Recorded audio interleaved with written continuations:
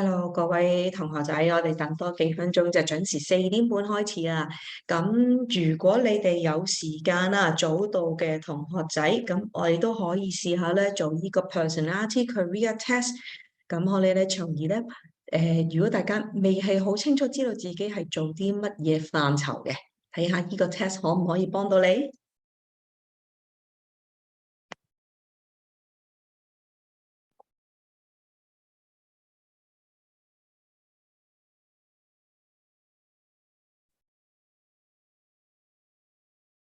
Hello，啱啱入嚟嘅同學仔，咁留意翻下啦，我哋而家有一個早到嘅同學可以試下做一個 personality test，睇下可唔可以幫到你。咁如果你哋中間咧有啲咩問題咧，都歡迎你哋喺 Q&A 嗰度同我哋問翻咁樣嘅。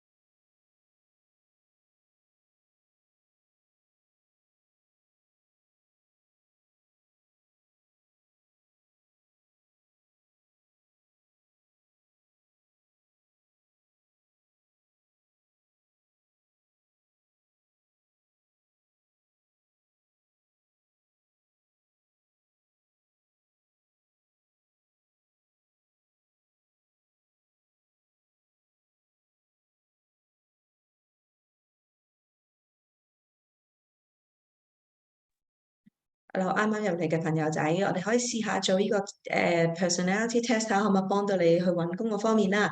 咁我哋仲有個多幾分鐘，等多啲同學仔入嚟就開始㗎啦。請稍等一陣啦。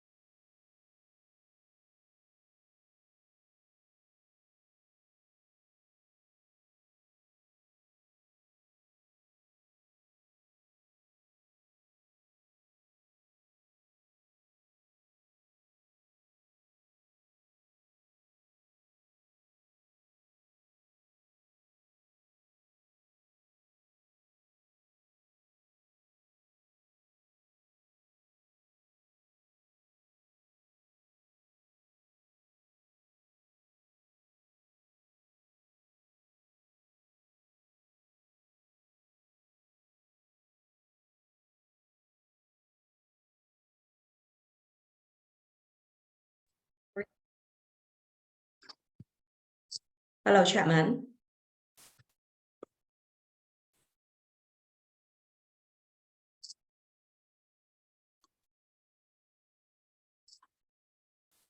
喂，hello，hello，聽唔聽到啊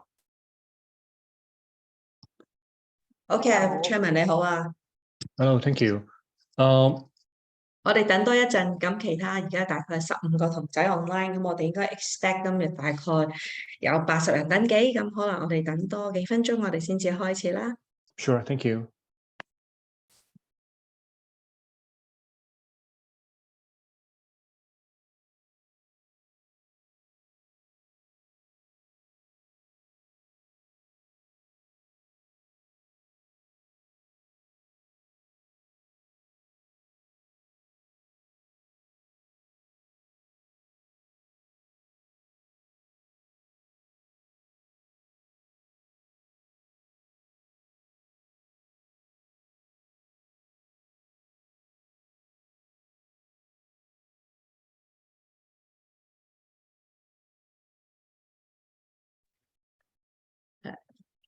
而家大概20同學仔左右。而家大家同學仔，你哋係邊間 U 多㗎？Chairman，不如我諗緊咧，我可唔可以俾啲同學仔 allow 佢哋 to talk 咁樣啊？我撳佢哋 allow to talk，係啦，咁可以我都有興趣同啲同學仔大家交流下，睇下大家係邊間 U 嘅，咁啊，有啲好清晰啦，我見到有啲 HSU，你個名係啦嘅 U 個 login 咁我就清晰咁去見到你咁。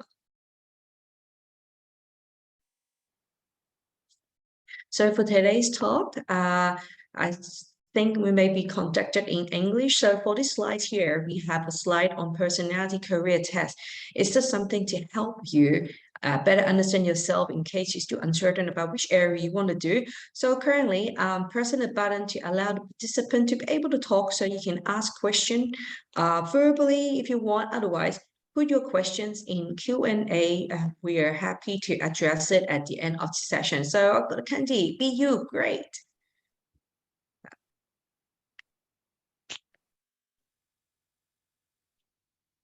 So, in the past, we have had hired interns from numerous universities. I personally hired people from Hong Kong, UST, PolyU, BU, a lot of them. Hansen U as well. I've hired some from Hansen U.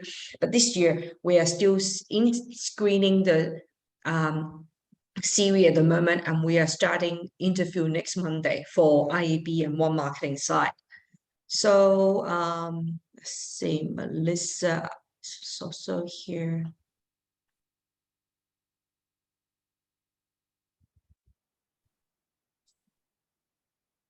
Hi, Melissa. Let's wait a few more minutes when we have more students to join. Currently, we got about 25 students in the attendee list.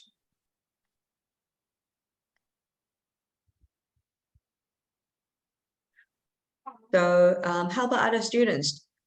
I see I do have some Hong Kong U student here. How about anyone from PolyU or CityU?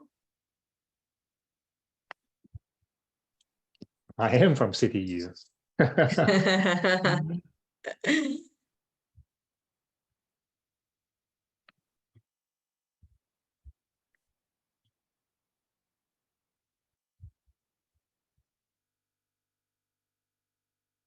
So for those who have just joined, the current slide here is just a quick personality test to help you better identify what you're like and what kind of area. It's just an indicative, it's not a must, but it's just for those who have, like while we wait online here, yes, feel free. Sorry, I can't recognize that Chinese, just Japanese katakana. So you raise hand because you want to ask a question, or you just want to say that you are from one of those university I've mentioned. Is it Nin-san?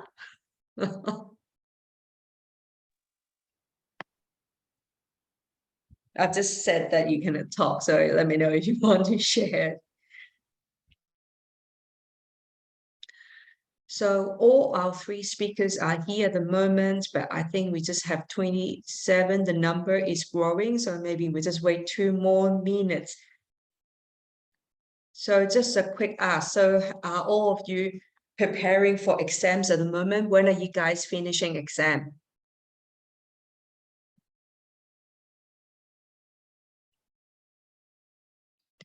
Because usually, May. yes? Finish around May. Early May? Mid-May? Yeah, for me at least it's early May, but usually it's like mid-May or end May. Yeah, last year I had some intern who start internship as early May, because I know some courses don't need exams. So what do you study? What is your name?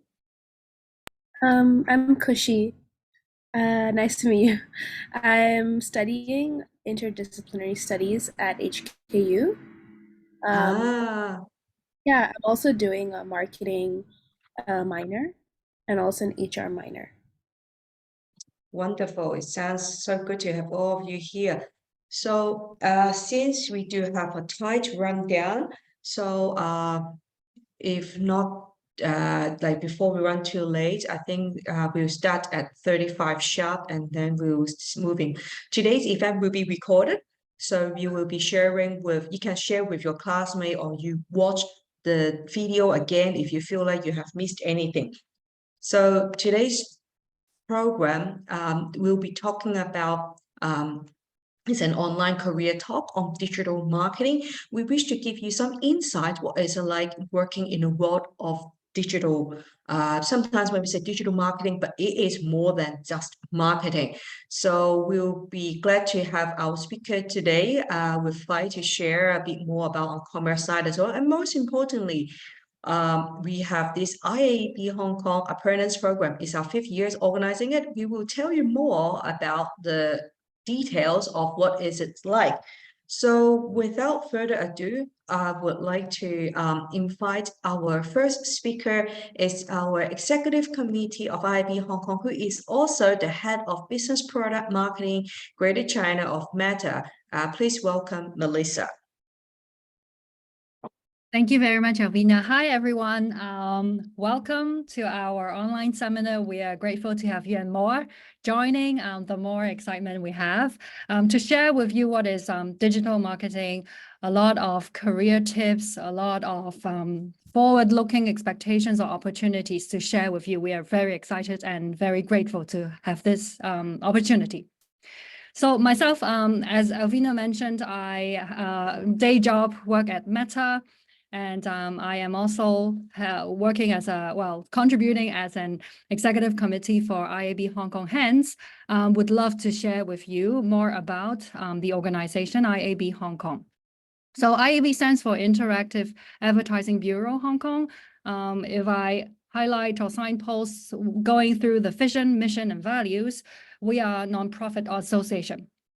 Specifically, we hope to develop standards and best practices on digital marketing so that we shape the future together with every one of you here. Our mission is to help Hong Kong's advertising and marketing professionals get the most out of digital. And the values is we are definitely, including today, very close at heart for talent development, education, and cutting-edge research. So we'll share more, and 2 of our speakers will also be inspiring you more. Talking a little bit about corporate members, we have by now more than 120 corporate members. And this is talking about across the digital marketing landscape. The stakeholders would include platforms, brands, agencies, publishers, edtech, and research organizations. So if you're interested, please visit the website iabhongkong.com and you'll find out more. Apart from sitting in the executive committee, I am also helping as an executive sponsor within the education and career committee. And today we have two speakers who we will be specifically going through more career-related aspects. If you're interested with what this particular education and career committee is about, we can chat or follow up and talk more. But today we'll zoom in to our first speaker, Chapman.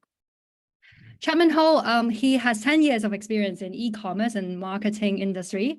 Across startups, brands, agencies, and platforms. So a very wide variety of experiences. His current role is in LinkedIn, a very well-known business and employment-focused social media platform. And Chapman is also one of our committee members within the Education and Career Committee. So over to you, Chapman. Thank you, Melissa. Hi, everyone. This is Chapman. I'm glad to have these opportunities to tell you more about the digital landscape we have in Hong Kong and APAC. So if we move on to the next slide. Yes, so I know some of you are students and some of you have a marketing major and some of you don't. So I think it's good to start with talking about the landscape that we have in the marketing, especially digital marketing industry. So usually, I think the main or the mainstream perception of marketing is people thinking about advertising ideas, marketing campaigns. Those are kind of the stereotype of the marketing people in the industry. But it's actually part of the jobs or the fields that we have in this big market. So we have like 6 major different functions or different types of company in this particular industry. The first one is the creative and media agencies. So those are the people, the smart people who will think of like advertising and marketing ideas, and who will also plan for the media strategies for different brands to market their brand, and also communicate to the right people in the market. And number 2, of course, we have the publishers. So those are the news platform or the content portal that you use every day. There are like many marketing opportunities on this platform because they have the audience. And then the third one is a little bit more technical. It is called ad servers.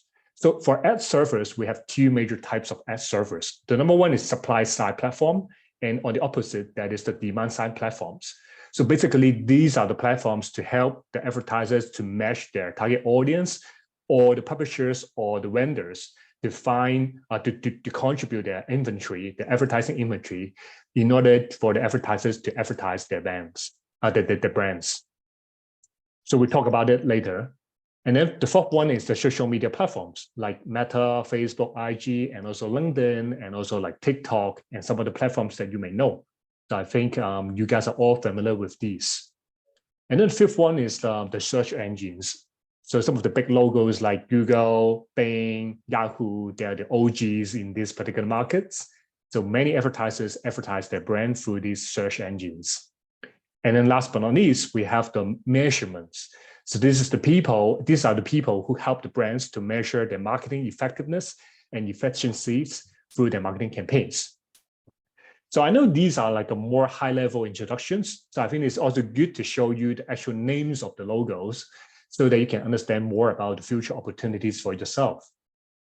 For creative and media agencies, I'm not sure whether you have heard about the name of 4A's agencies. So those are the big giants players in the market. For example, I can highlight some here, like MEC, IPG, iProspects. Those are the media agency people that I work with every day. And we also have like creative or communication agencies like Ogilvy, like Wonderman. Those are, the international level of agency who also operate in Hong Kong, in China, or maybe rest of APAC. And then for the publishers, of course, those are the apps or the websites that you have been visiting every day, like Now News, AA Stock, Hong Kong Zero Run, and also like Baby Kingdom or even Line. Those are the publishers because they have the content published on their own platform.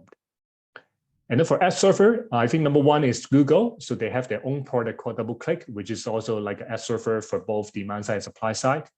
And we also have like Trade Desk as one of the major players in Hong Kong as well. And for social media, of course, we have Facebook, LinkedIn, TikTok, Xiaohongshu, all of these people in the market. And for search engines, I think the biggest one for now, the biggest market share is, of course, Google, but we also have Yahoo, Bing, Bing from Microsoft, by the way, and also Baidu in China. And then for measurement, we have the traditional research house like Nielsen, but we also have like Comscore, SimilarWeb. Those are more digital focused. So I know these are more difficult to you. If you have any questions, feel free to leave it on the Q&A or ask them by the end of the session. So if you have a chance to study a course or like have a semester in marketing, so this is something that you should know, which is what we call the customer journey here. So for every customer, when they engage with the marketing channels or with the brand, those are the 5 major stages they have to go through. So the first one is awareness. So where you can really know the brand, you hear about the brand name through maybe PR or radio, televisions, or maybe just from your friends. So this is what we call the awareness phase. And then once you know the brand, then you will consider whether you want to be a customer of this brand. And this is what we call the consideration phase. So you may receive email from some of the brands, you may visit their websites or the landing pages, or you may search about the company pages on social media, right? That's where you understand their product offerings or the service that they provide, or you want to compare it with some of the other brands in the market. And then once all are ready, you may purchase. You pay your money on the website or the mobile site. So that's why you become their customer. And then you will start using the service and you will share about it on your social media platform. You may participate in some of the communities. You will chat with the customer service people here, right? This is the service. And the last phase is about loyalty. So how would you really like subscribe the newsletter to stay like on the top of the news, or understand the company updates, or you want to join their loyalty program so they can enjoy more offers in the future. Or sometimes you may also receive surveys so they can feedback to the brand what are the things that you like or you don't like. So those are the things that will happen through the marketing funnel. And as you can see, every dot on this slide, it involves the marketing opportunities or the job opportunities you can play a part in. For example, if you do like email marketing, it is of course about newsletter. If you do about social media marketing or social media management, that is like under the consideration phase that you can engage your customer through social media platforms. So there are lots of things that's happening every day in your life, but actually all marketing behind. And if you move on to the next one, so now here, I guess we're all marketing people, or at least participate in marketing in our everyday life, right? So if you really want to join this exciting industry, so these are the things that I or we are looking at. So like for digital marketing, it is like very much about technology. So the things that you've been using on your smartphone or on the internet, those are all technology. And thanks to technology, we have many changes happening every day, right? So the first characteristic or personality that we're looking at is that whether you're curious about technology. For example, if you're applying a job in social media marketing, but you're telling me that I'm not using Facebook or IG every day, then I'm a question. And related to this one, I think it is very important for you. I don't follow the order. So I think it's very much important for you to really commit to learning, because every day we have news on social media, we have news on technology, we have new things coming up, right? So you must be very hungry, eager to learn every day so that you can keep yourself updated in this particular competitive market. And of course, you have to be more adventurous because things are new. Even your manager or your director cannot tell you, may not be able to 100% tell you that whether this thing is right or not, right? So you must be willing to fail. You must be willing to try new things and then fail and learn from them. So these are the things that we're looking at. And usually, at least like what I've observed from my industry, so because we're, a very, energetic industry, usually you're working with a bunch of, smart and funny people. So that for a company like us, we usually have like a very engaged culture, and you have to be like a really good team player, so you can blend yourself in this company culture, and then you can improve your relationship with your teammates and your managers. And that's how you can be successful in this particular market. And of course, you also have to be passionate about communication. You have to talk to people every day, and you have to be like versatile to learn many things so that you keep yourself up in this particular market. All right, let's move on. So this is the very basic career path in this career. This is not applied to all the companies in the market, but this is like a more like a generic conclusion of the things you can expect here. So when you join the market or you join the industry, you usually start as like a marketing analyst or marketing executive at the beginning, or sometimes some company call it like specialists. So once you have like the chances to manage different marketing channels or marketing campaigns, and you gather the experience in campaign management or marketing management, perhaps you also have the chance to be like a team lead to gather some people management experience. And luckily, like hopefully after like 5 or 8 years, you'll be able to promote, to get the promotion to a digital marketing manager. And just like Phi in this core, like he's like, of course, a very smart people. Maybe after 8 years, you could be like him to get promoted to like a digital marketing director for a particular in-house marketing house, so that you can also have like a more senior exposure to those organizations. And after that, there may be chances you can get promoted to like a CMO or even GMs for some other companies. So I wish you good luck here first. So talking about Phi, so of course, like as I mentioned earlier, he is already one of the young talents in the market who is very successful He'll be like one of the associate directors in one of the major famous local brand, Zhao Shansen in Hong Kong. He has like 10 plus experience in the e-commerce and digital marketing industry. And I will just pass the time to him to tell you more about his experience. Hey, hello guys, and thank you very much for IIPC invitation. It is definitely an honor to share some of my thought, my experience, and the path I've walked through to all of you. And so much thanks to Chapman. It is definitely overpraise on me. I'm not that smart. I'm just working hard. But one thing is important. I really like the job I'm actually doing. So maybe we go on to the next step to tell you more what I do.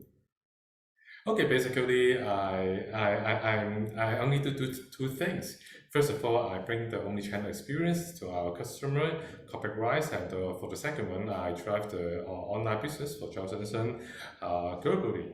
What does it mean by global? Other than China, all of the market is our major market, like Hong Kong, Taiwan, US, EU, Singapore, Malaysia, etc., etc.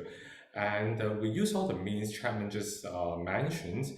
Nearly everything we have been employing, trying, and of course using to really drive our customers and drive the purchase and sales and business. And that is definitely very important and our cornerstone of the success of the business. Let's move on to the next slide. Okay, so this is my team. It is a really brief draft and to give you an idea how to make up an e-commerce team. Basically, I always say that what is e-commerce? Any idea? It's actually doing business. But the business is not conducted in offline, it is conducted in online. So I'm actually leading the business team. You can see that in the first two pillars, I would say, I have two business teams. One is called direct to customer side. I think you may be a bit strange or the first time to hear this D2C, but when you get into the digital or e-commerce landscape, you will be more familiar. That means direct to customer is I build a website, I build an e-shop, and I market the product directly to our customer. So that is the direct to customer side business. And on the other hand, we have another business sector, which is called the marketplaces. Like in Hong Kong, the most famous one should be Hong Kong TV Mall. In China, definitely Taobao, Tmall, JD, VIP, TikTok, etc. etc. There are many big names, and in overseas, Amazon and Walmart, and in Southeast Asia, Shopee, Lazada. There are many big names. So basically, I organize my team into two business units. They are responsible to drive the sales and drive the business and try to expand the business as much as possible. And for each pillar, you can just take a look on what is actually the constituent of each pillar, like the D2C. We have three pillars, not only three people, we have more people there, but just in terms of functionality, we have three. First of all, we do have, our corporate do have our CRM, but in eShop, we do have a small CRM team. We target on the online, while our corporate CRM will be target on offline and more region. We are more focusing on the eShop side and e-commerce side, and all the journey, all the initiative will be more based on our online customers. For the second one, which definitely is important, the promotion. How do we come up with good ideas in driving the sales? Having different promotion every month to really attract our customer to buy our product. For the third, it's definitely highly related to what has Chapman mentioned. We use all sort of media, all sort of paid media Chapman has mentioned or has not mentioned, because there are many, a lot. And we use a lot like the social, like the media buy, like the email, like the SEM, the keywords, like the affiliate, like the KOL. There are more and more. Even sometimes we even use the OOH. OOH, most in mind, OOH, that means really new words to you, a new jargon to you. That is when you go on the Harbor Tunnel, those big banners, the OOH. And the new world is actually called the digital OOH. That means when you look at those outdoor placement, you'll be attracted. We know you are looking at it, and whether you have completed or not, that's stated. Okay, That would be the constituent of the D2C. Well, for the marketplaces, there will be many too. First of all, the product inventory is important. Well, for the second part, will be the operation. Different marketplaces, like the TV Mall, like the Amazon, like the Lazada, Shopee, they have different rules, they have different cultures, they have different tools. So it is actually an expertise, and they have their domain knowledge. So we do need people to really know the rules, the game rules of each platform. How can we do good business there? So we have managers to operate different marketplaces that I've just mentioned, and there'll be more. I hope so that you can see that. And that will be what I say the core business. Well, there will be some surrounding functional unit to supporting them. First of all, is the project and operation. They are mainly helping me to drive the development project, the IT project. Okay, some of the students or colleagues will think that project IT should it belong to the IT side? No, they're from the business project side. So what is actually the difference between an IT project manager and a business project manager? Although I would say the main difference is the consideration or their positioning or the objective. For a IT project manager, their main objective is to drive the delivery or the launch of the system. Well, for the project one, they will consider the business benefit.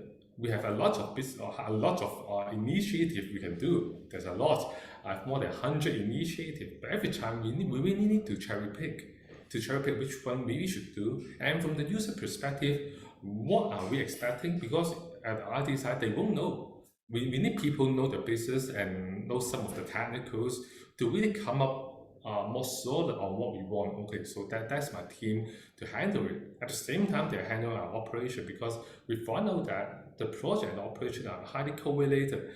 I think it is not so strange to tell the robotic warehouses, the automation. So it is all driven by some IT development and projects. So I try to merge these two functional units under the same senior manager, and that's how we operate. That's far more operation thing we need to handle, like the payment, like the pick pack, like the fulfillment. We need to make sure everything is smooth. To make sure the product the customer purchases the website can be delivered to you on time and in a really good condition.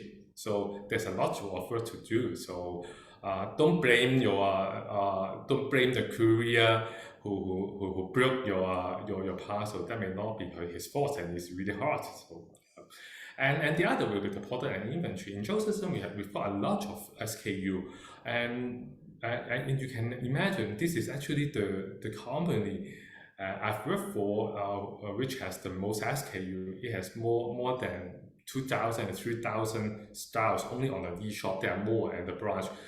Someone told me it's more than 10,000 only the styles. If you're talking about the sizes, there are more than 100,000. Wow, so many SKU, and there's so many inventory. We are talking about 100,000 inventory. How can we better manage them? So we have a team to monitor it, to make sure the product are actually in good track. We do not stock too much, and we don't stock too less. To make sure our business are in good health. You know, in particular for our jewelry industry, the inventory is quite of high value. Not the gold price right now is rising and rising. So the inventory cost at the same time is rising and rising. So we need to better manage that, because it is definitely a cost of the customer. And at the same time, I think I have a dotted line here. Because that may be some of the trend, we try to employ some OS team, because my role is to develop some overseas countries. So we do have some OS team to help us, because they know the local market better than us. So I would say I'm actually a multinational team heading for. So that is my team. So next time I will talk about what is our team. We are not alone. I always say that we work in a team, in a big team. And e-commerce is not simple. It's not just a business team. We have so much other people to help us. E-commerce team is mine. I do not mention too much. For sure, the IT. We have a lot of development. Whether you drive the promotion, whether you streamline your operation, whether you want to add some new initiative, everything is IT. I know you guys will know the importance of IT and web design and product photo and every of the images. In online, I would say, I think it's your personal experience. The image is really important. How important is the image or even the video? You know, if the image is bad image, I do not think you buy it unless it's really a good deal or the brand is really good. So we really need some good photos and good images, and all the banner design is actually done in in-house. I always say that I'm quite luxury because in some of the country, some of the company, they use freelancer and not deal with those freelancer or deal with other production house. There will be some gap and you cannot always do whatever you want very quickly. We have our in-house design that's really good. We have a branch, we work on a lot of omni-channel. I'm not sure if you have heard about omni-channel, this jargon, which have appeared for a couple of years. For the first term is O2O, online to offline, and offline to online to drive the online traffic to offline. And then sometime you do not buy in offline, so you can go to online to have the look or to shop. And now people saying that it's OMO, or whatever you name, I call it omni-channel. It is only one ecosystem. So we work closely with the with the branch. The SOD stands for Sales and Operation Department. They operate the branch, so we work really close with them to drive some omni-channel business, to really have a joint hand. Oh no, sorry, not finished yet. I will try to speed up. Can you back to the? Okay, I will try to. Inventory, yeah, they help us to do the pick pack. Marketing, they have some good pictures, good digital asset. Or for the product team, they have developed a lot of product. Okay, I will speed up. Oh, this one. Okay, so and today, because there's time limited, I will not talk about the omni-channel experience because there's so many to talk about. It requires another day, so I won't spend too much time. But I will talk more about the e-commerce side. Okay, next slide.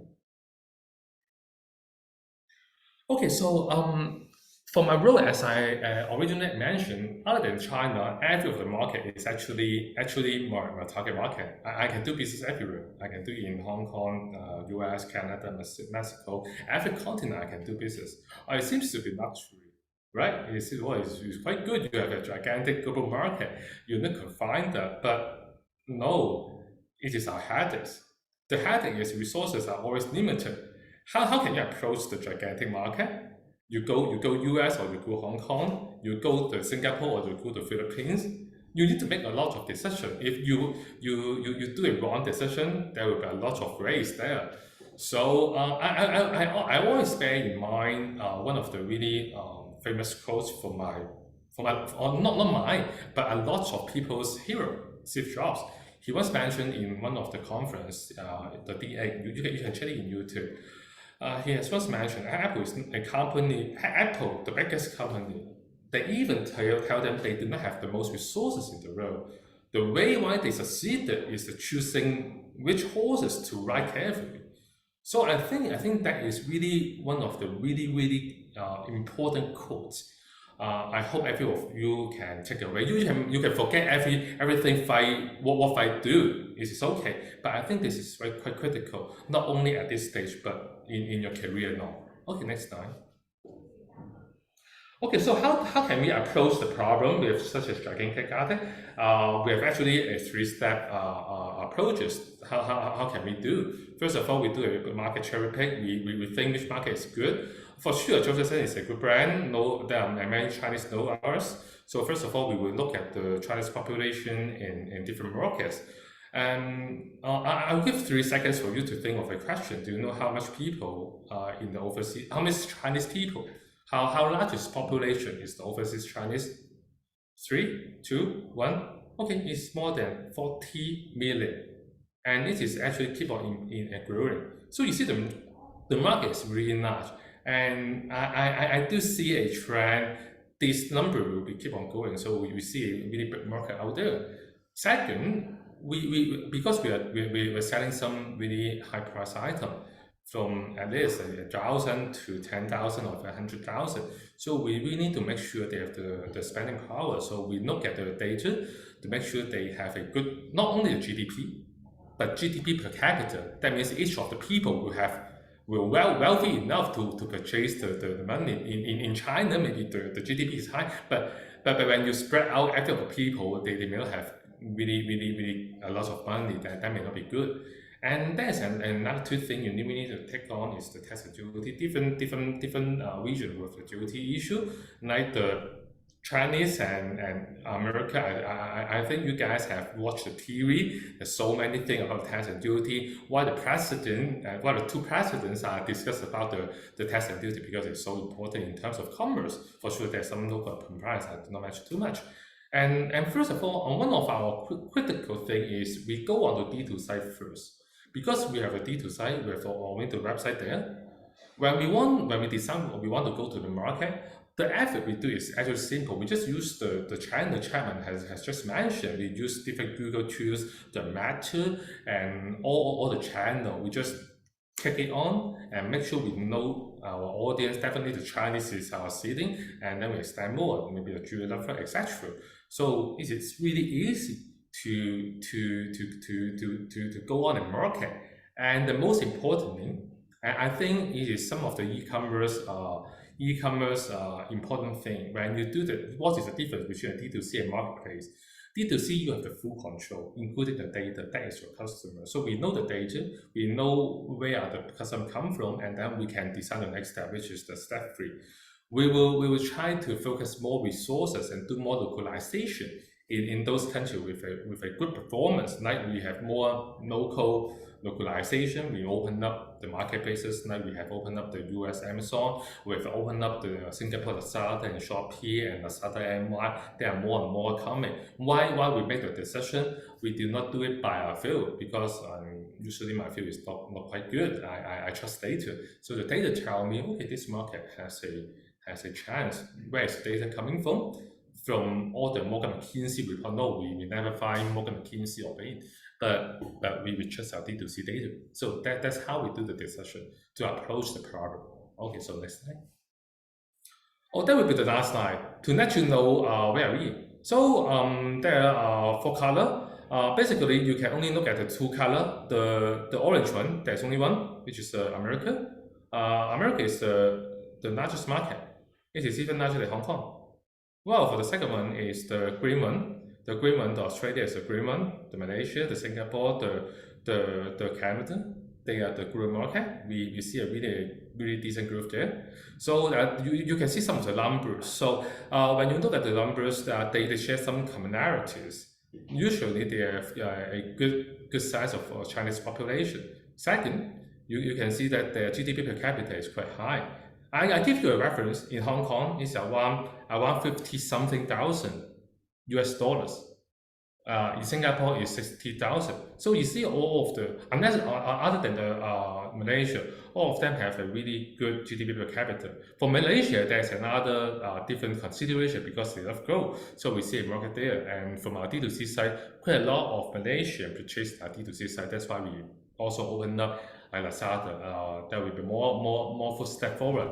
And please pay attention to our step in different places. And I hope to see you to be our customer. Sorry, Alvin, I spent 1 to 2 seconds to do some advertising. Sorry for that. Yeah, that's my part.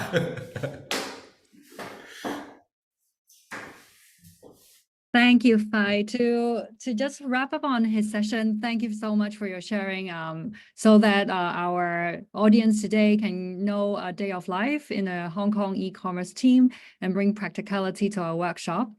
To just echo what Fai just said, you can forget about Fai or we as speakers, but please bring home our takeaways. Thank you for your sharing. You mentioned like how you stay visionary. Globalization has to be the forward-looking part everyone here should remember, and your unconditional sharing of what the winning business formula are, including the cherry pick, the prioritization, understanding the configuration of ecosystem like D2C and the roles of these stakeholders, and also being super data-driven. Thank you. So with the smartness overwhelmed, we will move over to our next session. Our next session is a panel discussion. We have 2 and more smart brains here. I'll do the duty of extracting the essence from these brains and then package them into wisdom of nuggets for everyone. So we have a few questions. We'll take some turns. Fai and Chapman, if you can humbly share different aspects of career development and your point of views. So the very first question, how did you start your career? Should we have Chapman first? Yeah, sure. So my mind is like kind of very much relevant to what we're talking about today. So I actually start my career during my internship. So as I mentioned earlier, I was studying at City University of Hong Kong. My major in BBA e-commerce, and then I had a minor subject in marketing. So that's why like during my internship, I picked Sasa.com, which is like the e-commerce arm of the Sasa Cosmetic Company as my internship opportunity. So I was there like for 3 months, and then like trying to, really create the first Facebook profile or company page back in like 12 years ago. And then the work was kind of like recognized by the director of Sasa.com. So after right after my graduation, and also after my graduation trip, so he asked me to join the company as a management trainee. So that's how I really start my career in e-commerce and digital marketing. So just like a few more things. So like studying as like a management trainee, so I got exposed to many marketing decisions and working with merchandising team, IT team, as like what Fai is doing for now. And then I think like after 1 or 2 years, I got a promotion to be like a senior marketing specialist, actually 2 promotions. So this is another thing that I like about this industry. So once you have like solid performance, you prove yourself to the management. Actually working in digital marketing or interactive marketing is like a fast track to people get promoted. And that's my story. Thank you, Fai. I resonate a lot with the internship and management trainee. Internship gives you a sneak peek of the reality, validating from an academic focus. Is this really something that you want to live and breathe every single day? And management trainee program is the best. Over to Fai. What about you? Okay, so everyone. So when you see my profile, my graduate is actually from the Baotan. So it is not related to e-commerce or digital. So it's just like some of other students or other graduates. They may not know the career path. So but only I know is I may not be belonging to the laboratory to doing the experiment. I want to interact with people. I like the commercial side. I like the marketing side. That's why I joined a commercial company in Jotacon, and then I have a chance to go to China. And in China, I would say that would be a turning point to my whole career, because I still remember there's a meeting talking about the Taobao. It is back to 2008. Now Taobao is so big. At that time, it is the second year of the Double 11. And the GMV, the gross merchandise value, that is the sales. One day sales is equal to the whole year of Hong Kong's retail sales. When I see this number, oh, that's really a great future. It's just the second year, and it is still that large scale. Then it stands for a really good career prospect. That's first thing. And the second thing is I really like the digital. I really like doing business, and that's why I shape our career, focusing on the digital, focusing on the online, focusing on e-commerce. And you see my next 2 career and my next academic profile is actually all surrounding about digital and e-commerce. I joined Hong Kong Broadband to drive the online acquisition. And online acquisition means you subscribe, you're a new customer, you subscribe a new broadband plan. For Zhou Shansan, definitely we sell jewelry. And for the University of Hong Kong, I think because I'm not coming from like Chapman, he has a really decent e-commerce degree. He has a really systematic and decent knowledge in the e-commerce, but I do not. So that's why I feel like I need it. So that's why I subscribe and enroll into the a master program, which is about the e-commerce. So to really systematic my mind or all the knowledge. And I would recommend one thing. I know some of the students may want to go straight after your undergraduate to postgraduate, thinking, okay, a master's degree may be more appealing to your future employer. Sometimes it may not. I would really recommend you try to go into the society to try a few jobs, to know what you want to and to know what you're lacking of before you proceed on to your second degree if you want to. Thank you, Fai. The practicality to make sure that you are close to reality seems to be echoing back. And yes, I think a variety of startup and multinational company exposure or experience sharing from Chapman and Fai. Thank you. Moving on to the second question. During your career journey, have you encountered any interesting stories or experiences that have inspired and motivated you? And how did you overcome the challenges? Let's start with Fai this time. Okay, sure. So I think I've mentioned it a bit about my knowledge and experience. I think the most important and interesting story is you need to go to China to work on China. At that time, the way why I go to China because I'm the one who know marketing and not resistant to IT. So the boss think, okay, fine, and I'm Yuan, so fine. Let's go to the China to try e-marketing. At that time, no one do e-marketing, but the boss know e-marketing is so important. Why?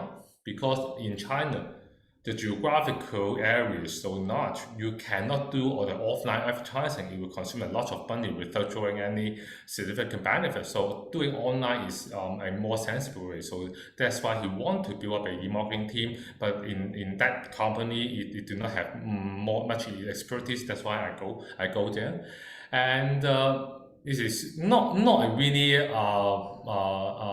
strange place to me because.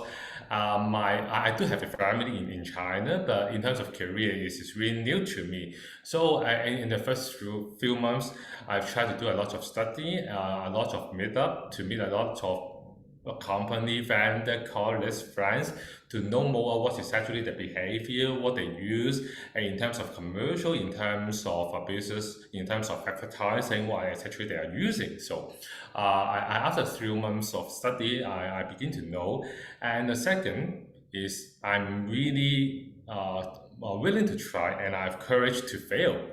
I try everything I think it is right, and then the good thing is my boss lets me to fail, so I have the courage to try everything. Like I tried the Weibo, I tried the WeChat. Well, now WeChat is really a big thing. You can miss out, but imagine back to 2010. At that time, it's only about 200 million users compared to now is 10 times more. At that time, not every company will have a WeChat account, but I think this may be the future. We can do a lot of advertising engagement there with our customer. Why don't we try it? So I proposed to my boss, and he gave me flexibility. So I opened up the WeChat official account, and then the return is okay. We draw a lot of followers, and at that time we draw a lot of brand awareness through the WeChat, and it is having a good ROI there.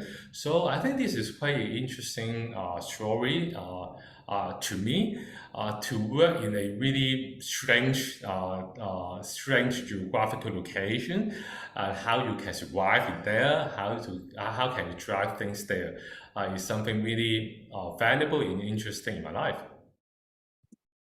Thank you. I'm hearing be curious and adventurous, courage to fail, and also like super survival skills that you develop and surprise yourselves. Chapman, over to you. Sure. So I'm gonna tell you a story of mine.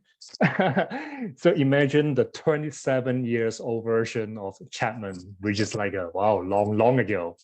So I was working in an e-commerce company startup, which is called Ribbons. So it's a Singaporean company selling luxury items online. By the way, it's gone now. But just like when I was young, I was working there as a sales and marketing manager because we sell things online, right? So I did have like a really good manager who was the general manager of Ribbons in Hong Kong. And then we had like a good time for 2 or 3 years maybe. And then the business start to, kind of going down. And then my boss like decided to leave the company. So what happened? So the CEO one day called me in the morning and saying that, Chapman, now I will give you the Hong Kong office. Now you will be like a top decision maker in the Hong Kong office. So you will be managing not only the sales and marketing team, but also, the merchandising team, the IT, the finance team in Hong Kong. Although it is not a very big team, it's just like 14 people in the Hong Kong office. But that was the time I really faced the challenge. I really, kind of scared because I only have like a few years of experience, right? I did study about management. I did study about finance, but I was not prepared, to handle the P&L of the whole Hong Kong office. But still, I was kind of open-minded. And I think this is one of the key characteristics I would recommend for the students here. So you, in this particular like industry, you have to always be open-minded and willing to take challenges, just like Fai mentioned earlier, right? So I started, and then I kind of brought it out. The business like kind of resumed or at least stabilized for another 12 months. People hate me because I wasn't like a really good manager, but still I've got a lot of things learned from those experience. Particularly, I think I had a chance to handle some difficult decisions. For example, like letting people go. That not only contribute to my professional development, but also my personal development. So that was like a really good game-changing experience in my career life. And not to mention, like after Ribbons, I got connected to more opportunities. Like after Ribbons, I joined Christian Dior, working in like a more international companies and like a regional scope of marketing. So if you never try, then you never know. So that's what I really want to share, this little story of mine. Thank you, Chapman. Beautiful story. My takeaway from hearing your sharing is being open-minded, to be bold, even sometimes to fill shoes that are bigger than what you can fit, and the bravery to be disliked. That's a good one. And also life is like a box of chocolate. You never know what new avenues that you open up. Thank you. So the next one, question, what have been the most impactful influencer or mentor or coach in your career life? And what was the best advice? We'll start with Fei. Okay, so my best influencer and mentors and their best advice are maybe a bit old school, but I think it is really important not only to my career but to my life. And for my first boss, I try to use. I know there's a Mandarin student and Cantonese, and I try to use a Cantonese and Mandarin to say that because it's really hard to translate into English. First of all, is 王道正派,还道正派. Just like you need to do things correct. Do not try to think of other just quick way or some shortcut. No, try to think what should be done, and this will last long. Do not look at short-term thing, but try to look into long-term thing. What can be sustainable? Usually those shortcut cannot last for long. You succeed in one shortcut, you may not be able to succeed in every of your shortcuts. If you fail in one of your shortcuts, you will pay off, and the drawback and the cost may be high. So that's something you need to really consider, and that's why you may be seeing some people will running fast with you. That's fine, but I think to me, to walk along safely is more important. Smoothing is more important. That's the first thing. Well, for the second advice is for my another boss. He always told one thing, which is actually I quite like. All the work before 6 o'clock, because we work 9 to 6. After 6 o'clock, it's not important. You can leave it to tomorrow, because you should manage every important thing during your office hour. If you cannot, if those things are beyond your office hour, it should not be important. So this is just a kidding. So it's really hard to leave sharply at 6. But I think this really gives us an insight is the factors of success. you really need to cherry pick. You do not have the resources just like Apple. Everybody will need to do the cherry picks and prioritization. You need to think deeply, seriously, what is actually important, what is not that important, and prioritize them. And try not to think of, I need to accomplish everything. You cannot. But try to focus your resources, your time, your thought, your everything in the few things you think is important at that time. Have it done it in a perfect way, and that will be good. Do not be too greedy. And I think that really affects me. That really made me today's me, and to have a more work-life balance. Thank you. I'm hearing a few things here. Don't be satisfied and choose to only take shortcuts. Know your limits and always overachieve within your boundaries. Definitely like before 6 p.m. We'll also wrap up today before 6 p.m. because this is an important workshop, of course. Work-life balance, very deep new topic, but we won't go into it today. And the last is cherry pick and the prioritization. Thank you, Fight. Over to Chapman. Sure. So this is a guy I need to thank in the public. So his name is like Isaac. So as I mentioned earlier, when I was like young, still like a student, so Isaac recruited me to Sasa.com, and then he kind of like gave me the trust. For example, even like during my first year working at Sasa.com, he taught me a lot of, all the cost per click, campaign management, or the system that we have with Google, Yahoo, Bing, piece by piece. So I really appreciate him. And he also gave me the chance for, letting like a young, inexperienced young guy to handle like over like $1 million Hong Kong D marketing budget every month, to do all the stuff for the business. So this is not the opportunity that you can usually find outside. So I think the trust or a good mentor is like really critical for a career life. And talking about his like best advisors, I think he has a lot. So even after like Sasa.com, when I move on to other companies, we are still friends. Even he moved out to other countries, we still meet every year. And every time when I have like any chances to switch jobs or change companies, he would give me the advices. So he has a lot.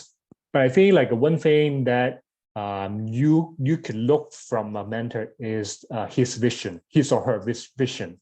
For example, I remember like 4 or maybe 5 years ago, he already told me like, Chapman, hey, you need to watch out for the Web3 or crypto trend, because this is the thing that is like coming up very like rapidly, and it will change a lot of things. So that's why I started to study by myself. And then it kind of connects me to some of the other opportunities. For example, I have like some side projects in Web3, and for now, even for my day job at LinkedIn, because I'm already equipped myself with all this crypto and also Web3 knowledge. So that's why I'm the only person in LinkedIn Hong Kong who has been managing crypto clients. And now crypto clients is, of course, like one of the biggest things happening in the industry. And I really enjoy the advantage here. So I really need to thank Isaac to be my best mentor or influencer in my life, not only my professional life, but also my like personal life. Thank you. I would say Chapman has been very, very lucky and fortunate, because not and everyone would have such a backlog or a mentor, a coach, or a sponsor. So my takeaway here is definitely throughout your journey of career, identify this person. Maybe this person is a mentor, a coach, a sponsor that would be partnering with you as a peer, inspiring you throughout your journey, and also guiding you where you want to land in the long-term future. So let's move on to the next question. What are the desired hard and soft skills to work in digital marketing industry? Fai, should we start with you?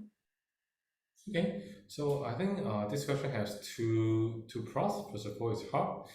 For the second part is soft skills. So for the hard skills, definitely in terms of digital industry, data is the core. So first of all, you need enough data. not only resist, you really enough data because you need to deal with data. You need to analyze them. You need to draw insights from them. You need to apply them. You need to review them.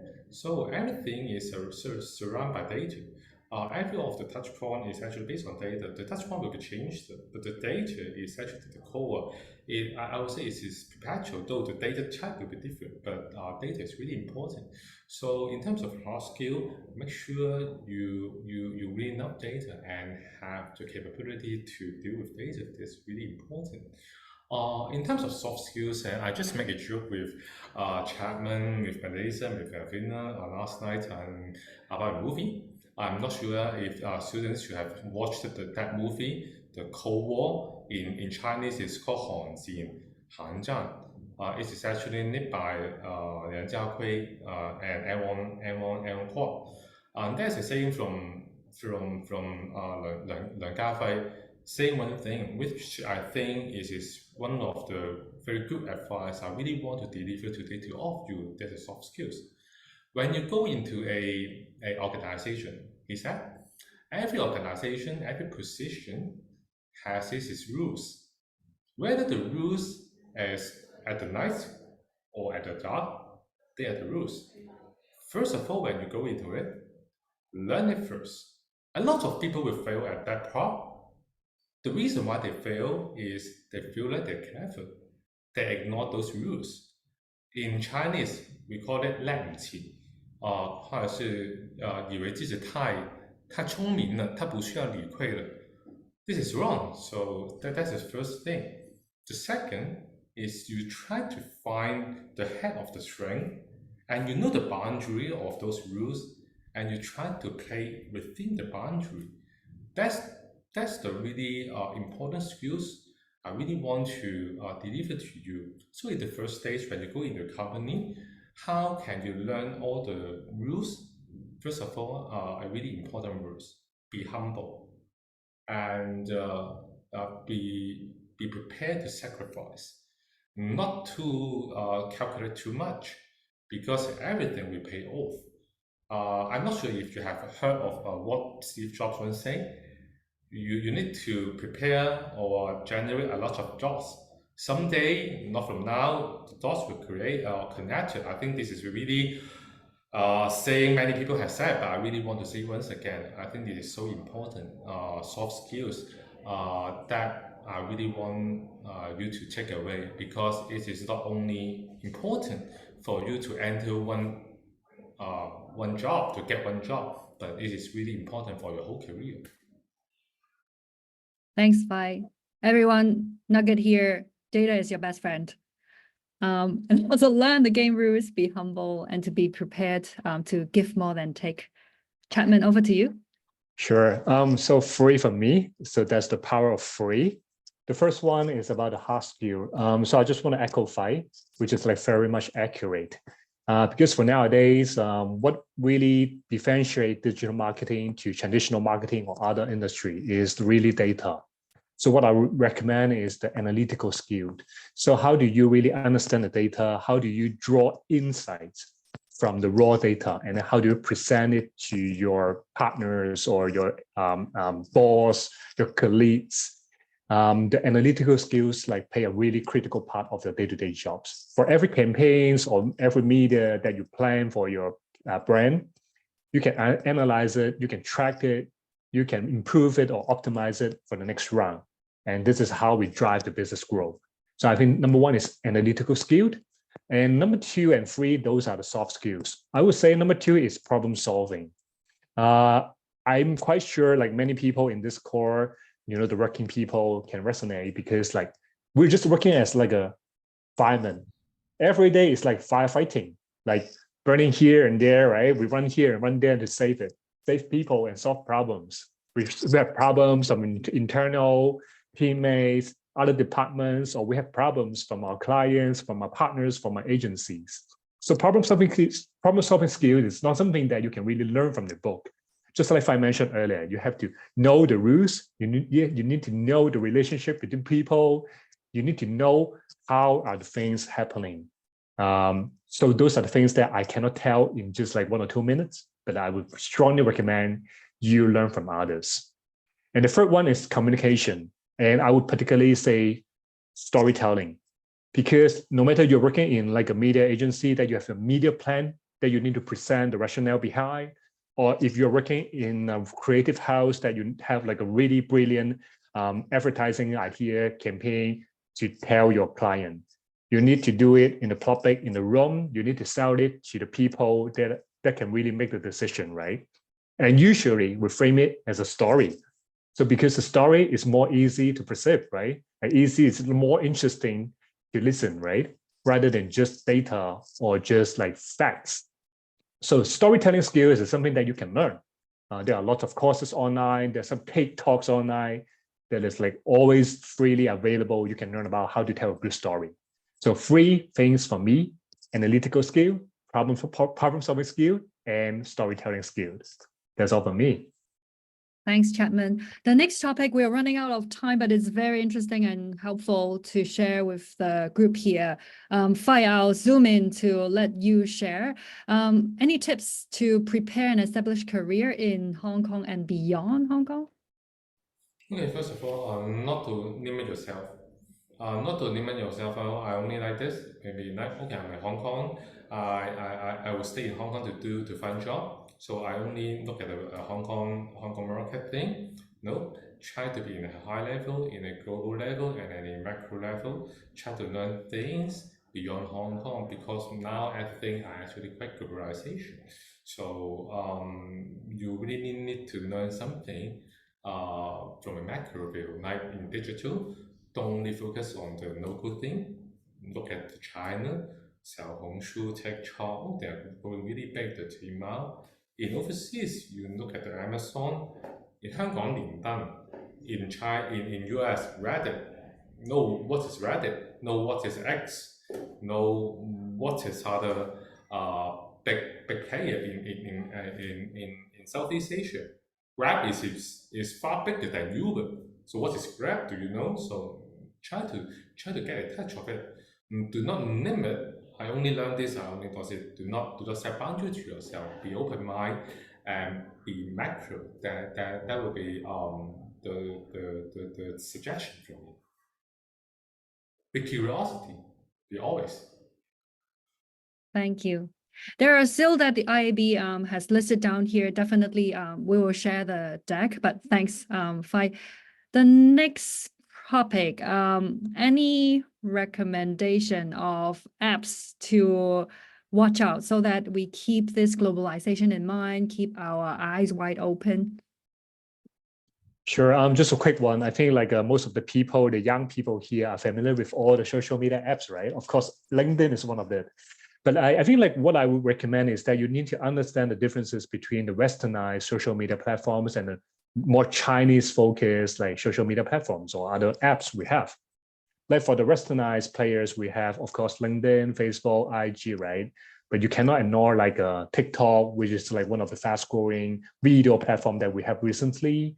We also have one of the OGs like Pinterest, a little bit more old-fashioned, but it has a really big impact on like driving purchase for e-commerce people. And of course, like Twitter now is like managed by Elon Musk, and then it's now changed to X. So you cannot like pronounce the wrong name during your interview. You have to be careful of this. And then for China, I think it's like a more, more complex environments. So apart from the search engines or social media platforms, we have like honor payments or super apps like WeChat or Zhifubao. So they have like multiple functions in only one app. So I think like as a student for you, like now you haven't really entered the industry, but as a user, you can really, test the water by really using those apps to observe the contents or the functions, the UX, the design of these applications, and of course to watch out for the user behavior in these like all apps or platforms. So one day when you have the opportunity, then you can say that you are already familiar with all these things in your mind. So there'll be like a really big advantage for you to get a job. So that's all from me. Thank you very much. A very crisp half an hour for both Chapman and Fai to share a very, very many heavy tips and fruitful tips for us to take away. Maybe we can take from the floor 1 to 2 questions if anyone have any for us. Elvina, how does we run this? Do we run this? Do we unmute ourselves to ask questions, or do we add the question, type it under the chat? I think both ways is okay. I'm now giving permit to the students to talk, but feel free if you want to raise your hand or put your questions in Q&A for the chat, because it's lovely to have these two gentlemen here.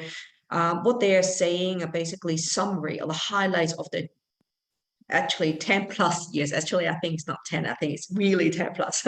So hopefully, actually, I think we got one questions here coming. How to exactly be up to date on market trends? So I can start, and then I'll pass to both the gentlemen to see which feels passionate about this topic.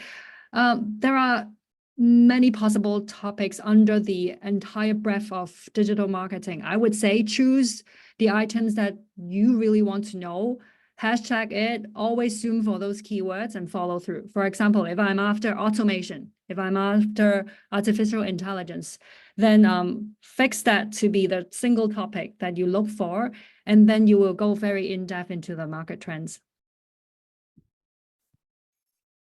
Okay, so for me, I think this is quite a wide question because information nowadays is quite fragmented. So what is actually trending? Sometimes you get information from everywhere. Definitely LinkedIn. I check LinkedIn every day, 3, 4, 5 times a day, because there's a lot of latest sharing from the really expert of the domain. That's really a good place if you guys want to learn more, and that's really a great place for me at this. And another thing is quite an authority. You can take a look. Is the Gartner, GARTNER. It is actually an institution to evaluate different technology. Where are they? They are actually at the spring, summer, fall, or in the winter.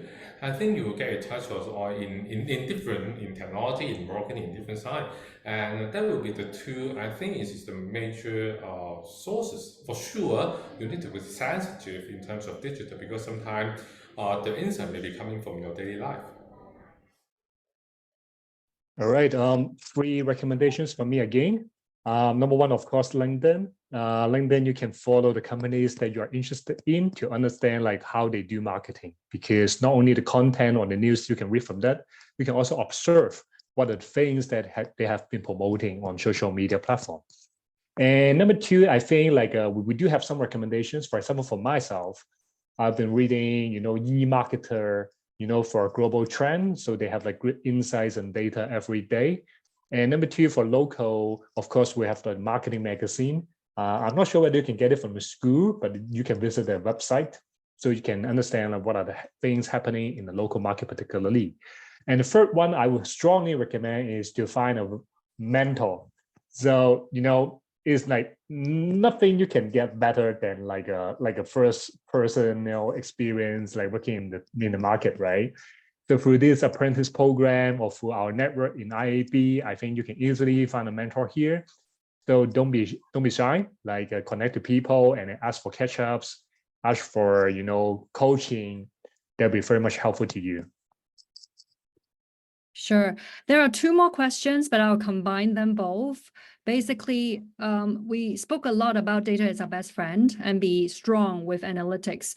But what if we are not that in-depth or comprehensively capable in handling all the data, or even fond of being a data specialist?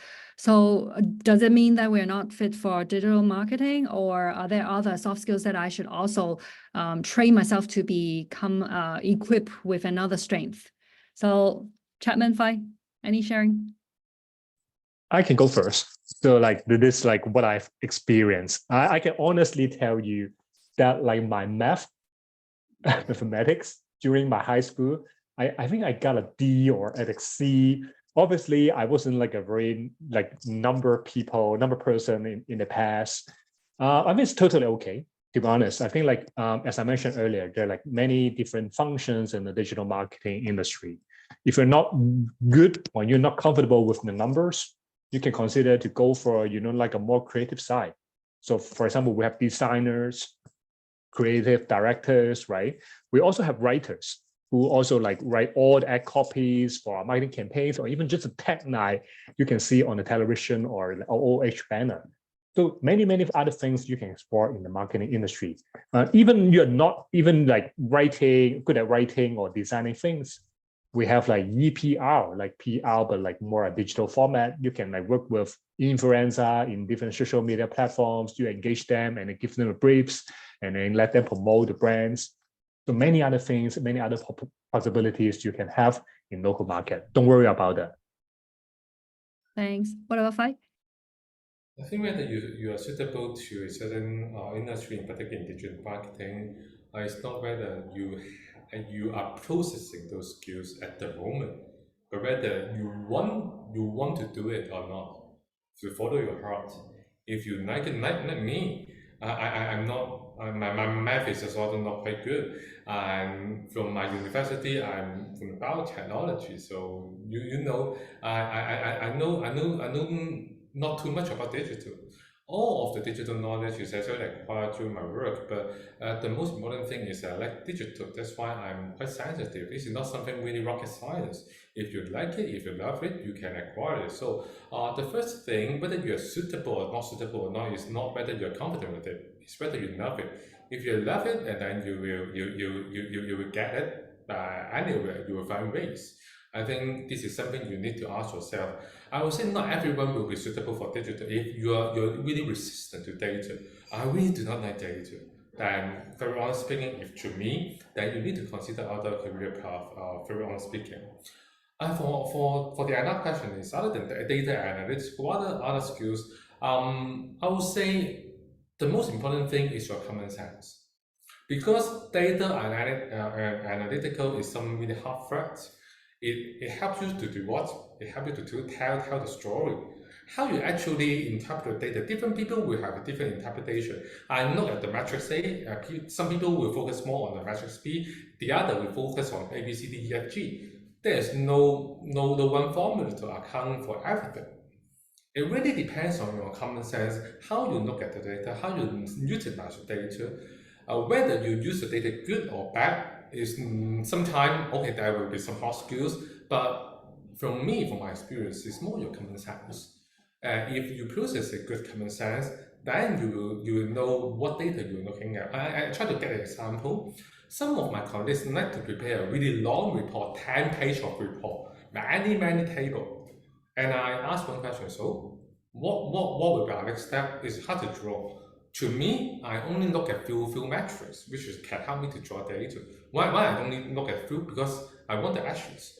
Why I can draw action from just a few data is because of the common sense. So I think the most important thing is you need to proceed have your common sense. If you do the marketing, try to be more marketing driven. Like, okay, your marketing, if imagine you want to sell this, imagine, okay, you are working for a bank, how you market this. I think with this sense, then together with the data, you will be a really good digital marketer. For sure, it will not be starting from day one. It takes time, but if you process this capability, eventually you will get there. Thank you. We'll wrap up this session. A round of big applause to both Chapman and Fai. Thank you so much for your unconditional sharing. We still have a topic for Elvina to take over the time and talk about the 2024 apprenticeship program. Elvina, over to you. Thank you, Melissa. So for those of you who have attended, I believe some of you may have already enrolled, some of you may not have, but the idea of this is actually really dive into details of what the program involves and a lot of do's and don'ts, so you know how to proceed. So after we listen to all the great stuff, let's kickstart your career by landing your first internship job this summer. You may have done some internship before in other areas or already in digital marketing, then congratulations. But how to really move forward? So we have developed this apprentice program with the idea of offering not just office internship, but we also have mentorship that you get to really like Faye and Chapman are great, but how about you want to listen to more people on like a friend? So we'll arrange gathering with all of you. So this is how we come across, build up this program. These are some of the photos of what we have done before. We have been company visit, we had online training, we have sharing sessions, and also office work as well. The idea is to really give you a real insight of what is it like to work day to day in the office of doing digital marketers work. Some of you may have concern doing data related stuff, but yes, digital marketing is actually very broad. You can do e-commerce, you can do creative stuff. I know a lot of you will like IKEA's Facebook page. Can we do something like that? Sure. Can we also do something like data crunching to like, basically, there are a huge variety of job opportunities and it's up to you to land on them. These are some of the testimonials and also logo from our past employers. You see that there are some logos that you have known, some you may not know, because some of them are actually industry players. For example, Eternity X, you may not have heard of them, but they are the brains and hands behind Cartier or Ocean Park. Like 55. Is that a mass company? No, it's a data company behind many brands such as Shiseido. So all these are actually real industry players, and if you work in them, you actually get real hands-on experience on a great variety of jobs. Some of them may be related to social media, some may be related to account. Even Fai here, he is now hiring not just summer interns, he welcomes part-time job. So if any of you who are postgraduate here who would like to can make some extra money, pocket monies, but also get work experience, join the program and check out like all these job opportunities. So let me quickly share a quick video of what we have done in the past to give you some idea.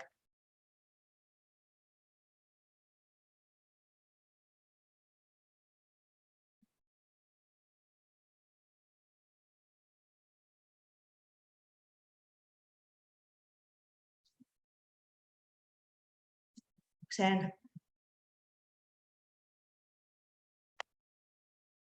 Sorry, I've just heard that people saying that it has no sound.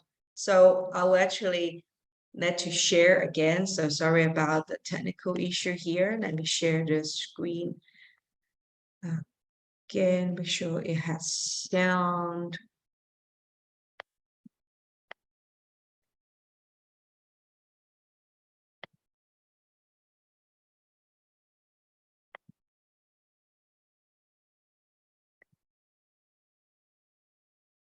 Should be better now.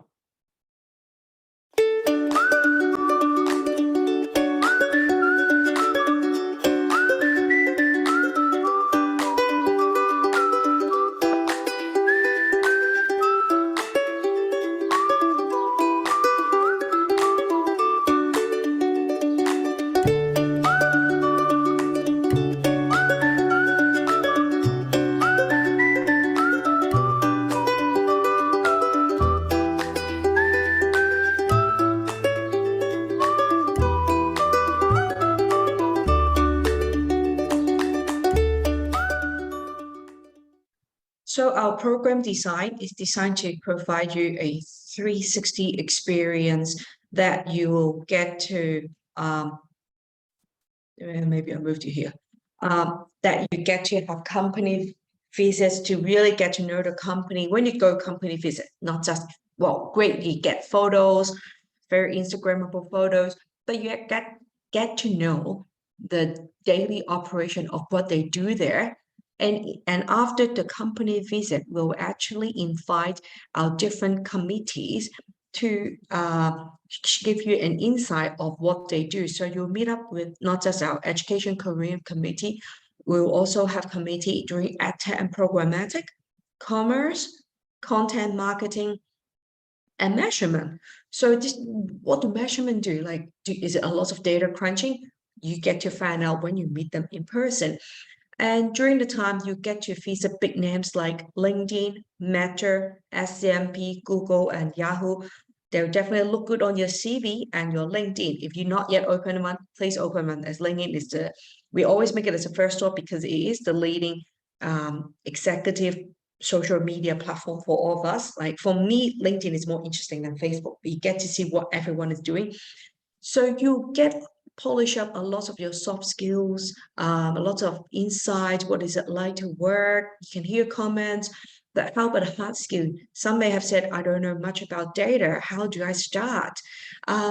We have actually shared with you. We have this self-learning challenge. We'll give you access to the 4 most popular advertising platform: Google, LinkedIn, Meta, and also the Trade Desk. The Trade Desk is actually a programmatic advertising the platform for all the real digital marketers. So you may not have heard of it as a consumer, but if you as a B2E, like a real marketer, you get to use it very often. So we give you insight. And the first 20 students who will complete at least one course, one platform, will get a gift card. It's a small incentive to help you complete on this. And so on the event time now, please apply the program before 30th of April. And we have actually shared we'll share the CV with different employers, and then the employers will contact you for interviews. They will contact you directly on the interviews, and if you get successfully hired, you will enter this apprentice program successfully, and we will be inviting you to all those training programs that we have just said. And for the job duration, is actually up to your discussion with the employer. For example, employer may say, oh, you can start work as soon as you finish your exam in early May. Alternative, they may say, please come in July, work for 2 months. We'll leave it for you to discuss directly with the employer to determine on the job duration and also the task. And then we will have the different site visit like we have just mentioned. So if you didn't get hired, I still have more FAQ to answer your question. We still welcome you to log in our website. This is actually a link to our website that you actually get to do some of the courses by yourself as well. We have put some of the courses online there. Sorry, next slide. Application process, sorry, skip this part. For the job listing, our employer list is actually still growing. Currently, we got about 30 employers, but each employer may have multiple vacancies and multiple roles. So you can log in our website, or it's just on our website, and you will see more. We have categorized the job employers in 5 categories, namely EdTech, brand, media, agency, and others. Platform, yes, and platform. So get to try all of them before, and for example, if you have tech brand, we will share your CV to all the companies listed in the brand. Even if they late join, we assume you want to work in brand, so we share your CV with them, and they will contact you for more details. As I said, these are currently some of the employers here. So we do have HKT Remote, the largest e-commerce platform in Hong Kong, and also Asia. They actually not Asia. They're going beyond Hong Kong now. They have channels also in Southeast Asia and also UK, Macau. They're going really big. Valuation company, financial valuation company, Colliers, Group M, and also Publicis. They are the biggest 4As advertising agencies in the world. We have the smaller agencies like Facom, CMRS, First Page. We have outdoor advertising. Currently, we have been talking about lots of programmatic digital out of home. You get to see Bravo, City Bus, who will be doing that. But we also have South China Morning Post media, so we do have a very good range of different type of companies here for you to choose from. So here, some of you may be receiving calls, but if you do land a job, for interviews, these are some of the quick tips that I will quickly go. Maybe I don't have time to quickly go through. I'll send you the slides, but these are actually summary of what I have experienced. I have been handling this apprentice program for over 5 years. Each year, I interview at least 30 students. So when the interview asks you a question, I think the general rules is that be confident, keep things brief, precise, and concise. I think that's really important. Every questions, they do have an underlying purpose. There's something that they want to hear. Always do your homework, understand what they want to, what the company is like. Even if you haven't prepared, how should I say, even just a quick look up at their website, you look more smart and impressive. Remember, HR is not, they will be interviewing like 10 people each day. They will be screening hundreds of CV. So making your CV easy to screen with keywords is important, especially good to make the CV not JPEG, but PDF.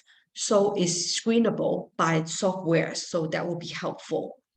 So a few questions here. So if you have more questions, feel free to put in Q&A. So these are some of the questions that I'll be hearing a lot. Am I eligible to apply if I am not a marketing or business student? Yes, you are.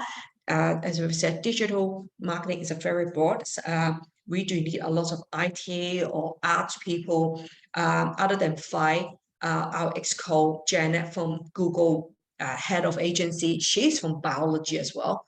So I think as long as you're willing to learn, you have all the characteristics that Chapman has mentioned earlier, I think we welcome you. But in case you haven't done any marketing and you don't know any jargon and you want to look smart in interview, we have actually recordings of previous career talks, which will actually dive in different functions of agencies in a lot more details. So we welcome you to go to our website to check out some of the past career talks to get a better idea. We have actually walked through the whole marketing journey, roles and functions in last year's career talk, so that will be helpful. So we'll welcome all years. If you're year 1 to postgraduate master students, we welcome you to join. So if you do get an interview invitation from an employer that you're not interested, should you turn down that job? I receive that every year. My suggestion is that it takes practice to be perfect. You don't expect yourself too high that you will perform perfectly well and land your dream job in your very first interview. I think that's insanely impossible. So I would recommend you to give yourself some time to practice, not just at home, but in real life. So take as many interviews as you can. If you really engage in your business, in your exams, and you can't go in person, ask them, can I do it via Zoom because I have classes? So don't turn down the opportunities so easily. Every year, I think 80% of students may not get a job, but they're very reasons. I won't say not get a job. They didn't join a program. Some may have got a job outside the program, but some may be, they're just not competitive enough. So, and also in the interview, you will have the HR to explain to you in person what their company is like. So you actually know another company in depth. So that's why I strongly recommend you to go, and you may not know, you may have landed your dream job unexpectedly. So this program, we actually encourage employers to have a paid salary of about 8K to 10K Hong Kong dollars per month. Some may offer higher, but this is the requirement we ask them. So of course, There may be jobs out there, summer internship job that offer even higher pay outside, but they won't give you mentorship and a lot of the gatherings like we do, a lot of trainings. And if you, upon completion of this program, will actually give you a certificate of completion and you can put on your CV. So in long term, I think what we offer you are money come by experience and money come by recognition. So the diversity is great, and a lot of our past students of apprentice have already landed a job in the 4As.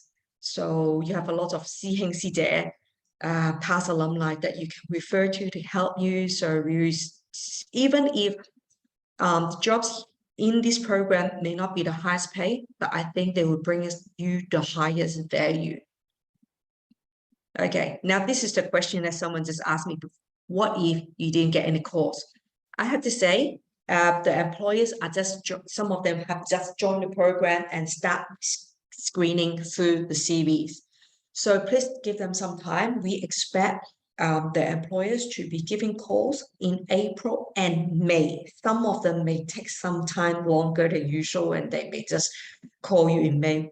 Please keep in mind that they do have their daily jobs as well, and they need to screen a lot of CVs. So it's a lot of processing. And one more thing, please don't turn off your phone during class. I have heard of employers saying that they can never reach out to our students. They tend to turn off the phones during time. If you have call coming in with hidden numbers or numbers start with 3, please take the call. Of course, there are a lot of, it could be forgery, I don't know, but a lot of office calls are actually hidden calls and 3. So don't miss out on the calls and keep your eyes open for your emails. Don't miss your opportunities just because, oh, I forgot, I'll be busy with exams, I didn't check my emails and I missed it. Missed it is missed it. Employers may have just taken another student who got the interviews in front of you. You never know. But in case you really didn't receive any calls, any offers by early May, let us know. Because we do keep in frequent contact with employers and we can actually recommend students to them who still want to call.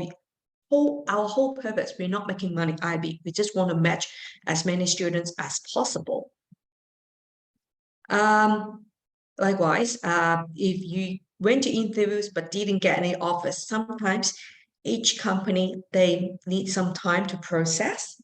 They won't just say interview and then they finish. Usually they do things by batch. Like I spent these 3 weeks interviewing and then we give offers.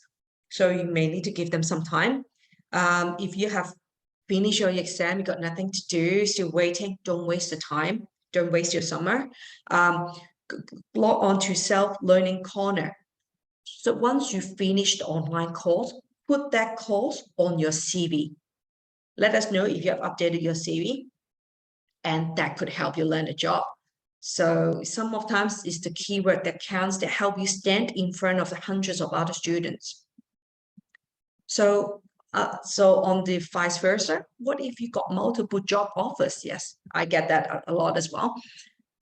You can consider, since some of you may have got 3.5 months of summer break, can you do 2 jobs? Why not?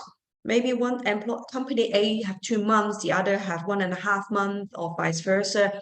But of course, I think ideally is actually do a longer period, gain more experience. In-depth experience is actually more practical. But in case you really, really struggle between 2, then just take 2. But do keep in mind, don't switch between jobs too much, because it's a very small world. People will know. You say, oh, they just attend 2 days, and then you feel like, oh, not fit me, and then you turn down. You may build up an unfavorable personal branding for yourself. Okay.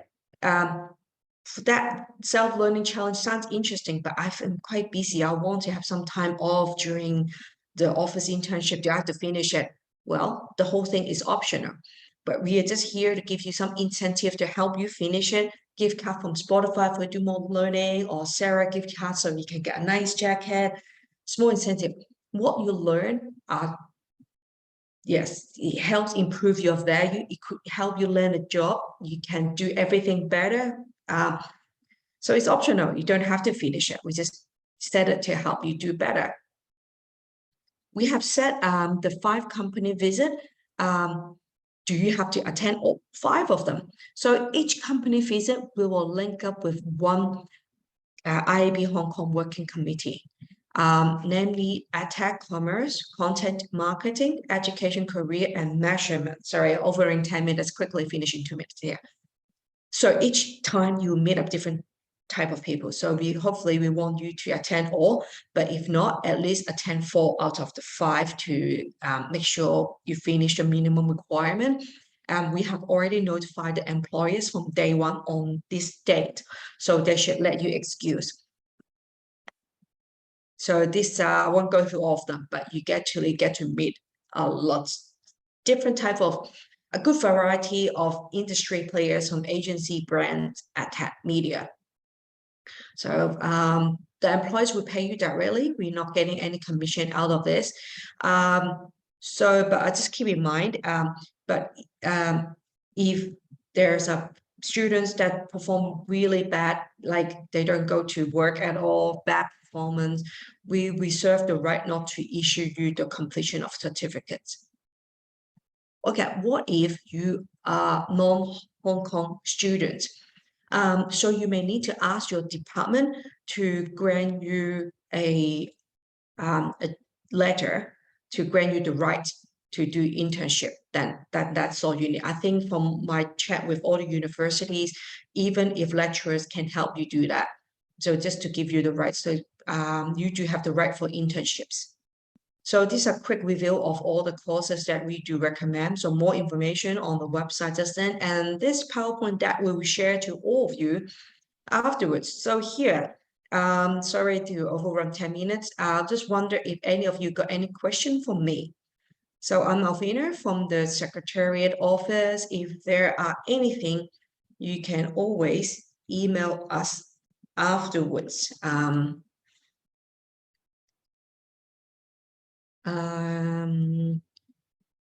So for those who have completed the personality test, these are some quick results of which area you're in. I think basically give you an idea. It's not limited. If you get designer, even if you want to do other jobs, feel free to do so. Any questions from the floor here? Those of you who haven't yet signed up for apprentice program, please feel free to do so. Employers have started screening the CVs.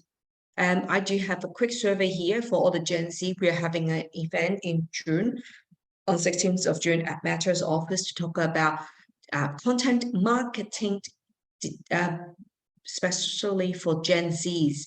So love to get your comments, and people who fill in the survey will have a chance to attend our event in person, free of charge.